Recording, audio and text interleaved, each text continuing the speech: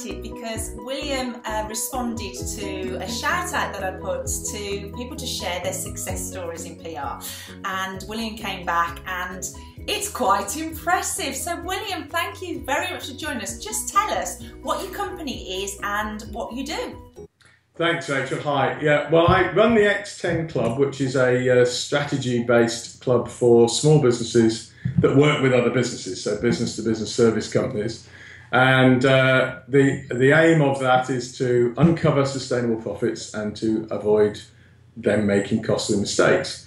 And we do that in a variety of ways, all of which are around the key factors of strategy. So thinking about things like marketing, sales, where the business wants to go, who the target market is, how you reach them, all of those things, and getting clarity around what they are, clarity around the direction, and then helping to make sure people stay on track and are accountable for it. Fantastic, and we'll put your details along with this video, so if anybody does want to contact you, because you know it's great because we all need great services, so I'll happily do that. So you can all relax now while you listen to this interview, knowing that you can get in touch with William if you want to. So William, tell us, obviously your target market then is B2B. What kind of size businesses do you work with?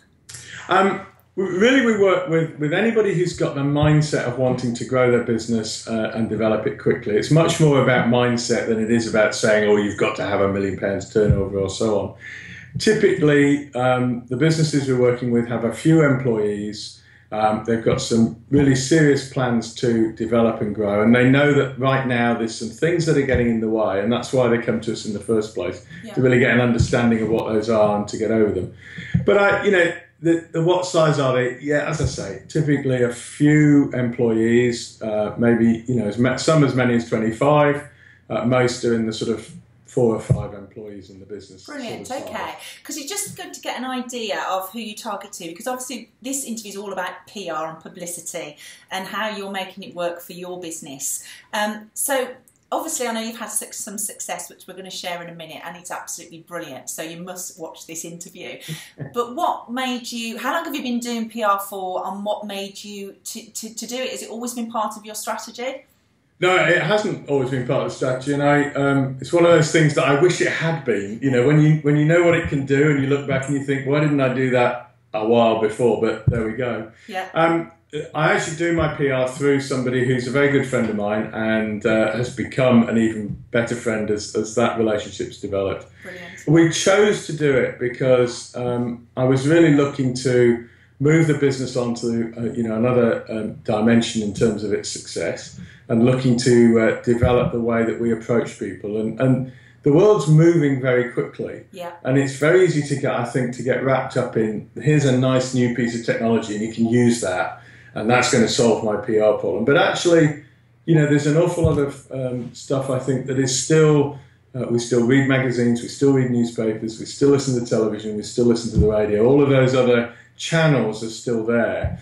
And what I realised was I was doing everything through one channel, and all my eggs in one basket, probably not going to get me the best result. So that was the trigger to get me into PR. And I kind of recognised it was going to take a little while as well, that it's not an instant fix. I'm going to start PR on Monday and get phone calls on Friday. Yeah. But that by developing a presence and a recognition and getting the journalists and the media people to understand who you are, what you do, why you're the person they should come to talk about issues when they have a question that arises in their audience's mind, it's going to take some time. And I'm delighted that now I'm finding that we get phone calls that are from people that I can tell that they've picked up the relationship started because of articles that have been published some time ago, and they've got aware of us. I wasn't aware of them, but now they're calling me, and it's much easier when people are calling you than you having to make all the calls. Absolutely. So just share with us then, before we go in, and we will literally dive in next to the articles, because I know you've been writing articles, submitting them for the FT, all part of their supplement, which is really exciting.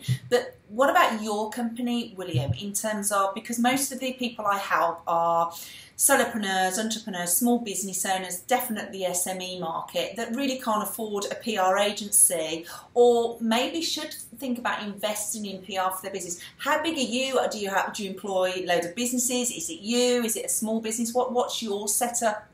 Well, I've been working from home as an independent consultant for since I set up the business in 2004. I work with associates, so I have a team of about 10 people actually now that we regularly share work amongst the team as it arises from clients. That's grown over time, but and I kind of probably link this a little bit to the PR. You know, it's time for us to move up a level. I'm moving into an office next week in Bristol as part of that development. But isn't it great though, William? Sorry, and this is what I get excited about. Isn't it great that, like you've said, you're a consultant, you work from home. That's brilliant. That's where the world is these days. It is. You still are getting national coverage as an article contributor, as the expert. Woohoo! Isn't that exciting? Isn't it? And you know, I'm a real believer that the world of work has changed significantly, and perhaps it hasn't even caught up with itself yet. Yeah. That certainly since 2008, the number of small businesses in the UK has really taken off. There's far more now than there ever were, and I think we're becoming, rather than working for big organisations and having a career that progresses from a junior role to a more senior role to a managerial role to a director role, and that's been pretty well defined since the Second World War as a way of developing a life and getting paid and all of those things.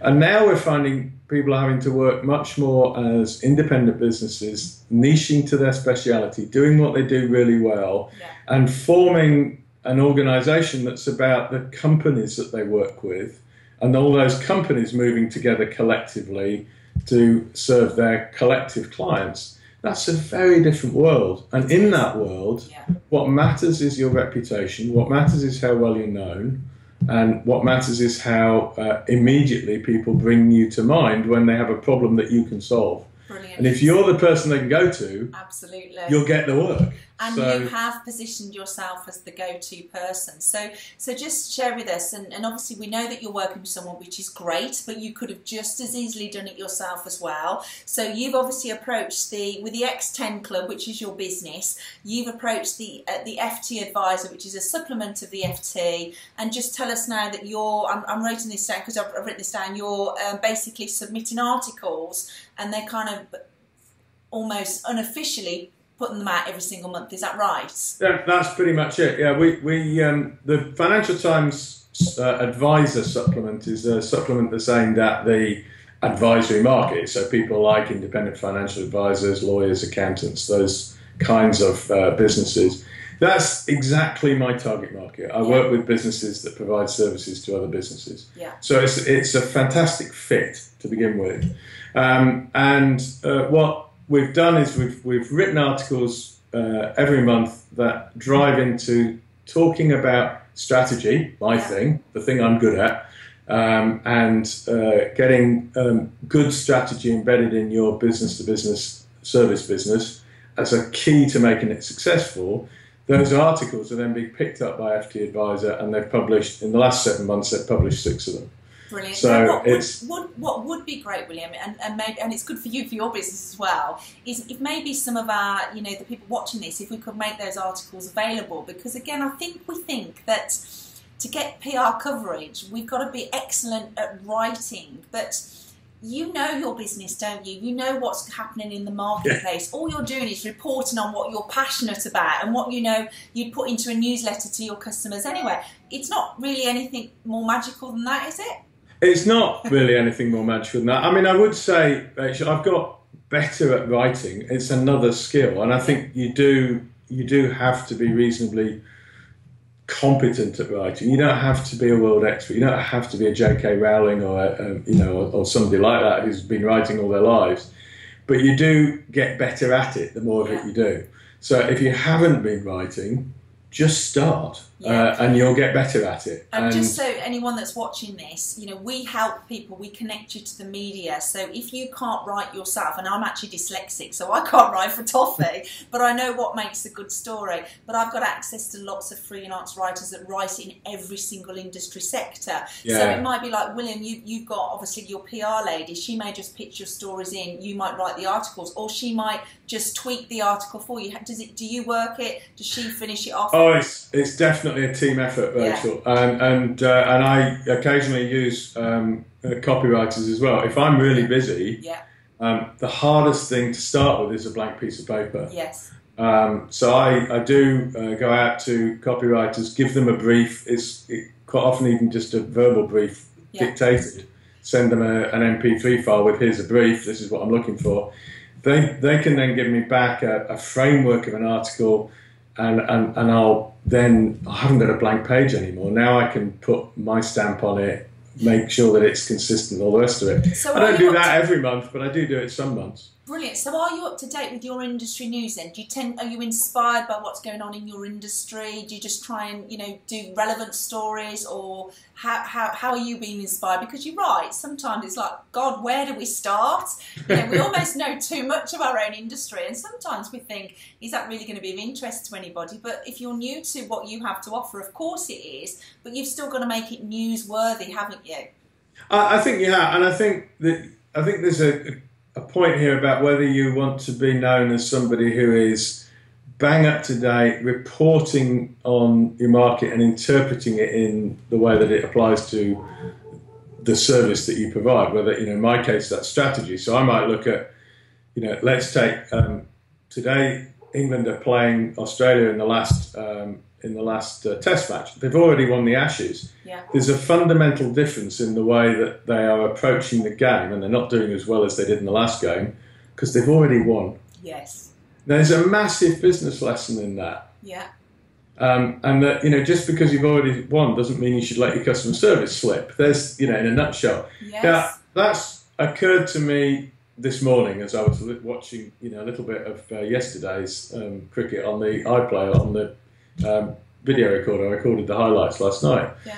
And it occurred to me, so that might turn into a short blog, it might turn into a longer article, it might turn into a white paper, and it might evolve through those things over the course of the next, you know, couple of weeks. Yeah. Or I might just decide, actually, that's not really the story, it's not going to work, and that's fine too. But my point here is just looking for what are the connections between what's happening right now and what you do, because the connections are all there if you're there to look for them. And then, you know, you have to decide you're going to write short form, something very short, a couple of paragraphs and a question, great for social media, great for getting engagement, or you're going to go into a bit more detail, which is better for the credibility, better for the reassuring customers and potential customers that you've got depth of knowledge. And you need both of those, I think. Yes, it is. It's about being adapting one story, isn't it, in lots of different ways. So do you tend to, you know, I'm intrigued because some people will write a press release and they'll send it to their media contacts. They'll have like a hot list. So it might be B2B, you know, people that write about strategy, but for the Times, for the Guardian, for business magazines. Or do you just specifically now write this one article and keep it for the FT, for their supplement, because it's an exclusive? How does that work? It's not an exclusive. In fact, those articles go elsewhere as well, which is even better. Generally speaking, the articles that I write get picked up by a few magazines, websites, and papers. So the FT is great, and it's a very high-profile name. But things like Recruiter Magazine, Economic Voice, Top Consultant have all carried stuff.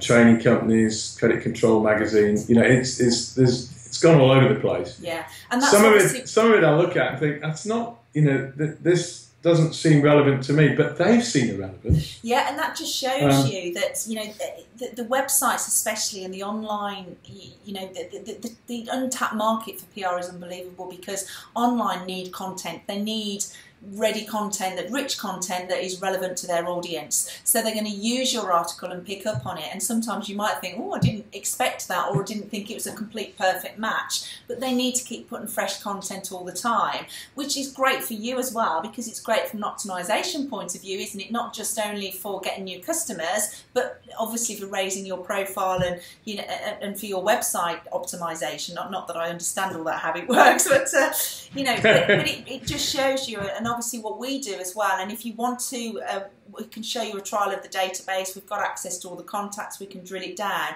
So what obviously William's doing is he's taking his press release, his article, and he's sending it to what relevant media he thinks would be able to pick up on it, and it's working for you, which is brilliant. So you also mentioned City AM and the Institute of Directors. You've been featured this week, is it, or yesterday?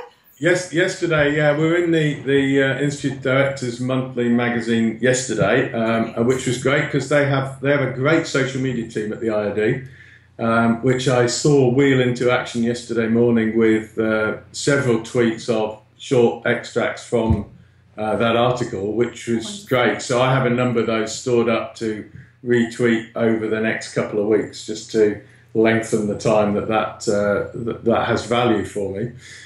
City AM, I was in, that was actually a bespoke article for them in, I think, February this year.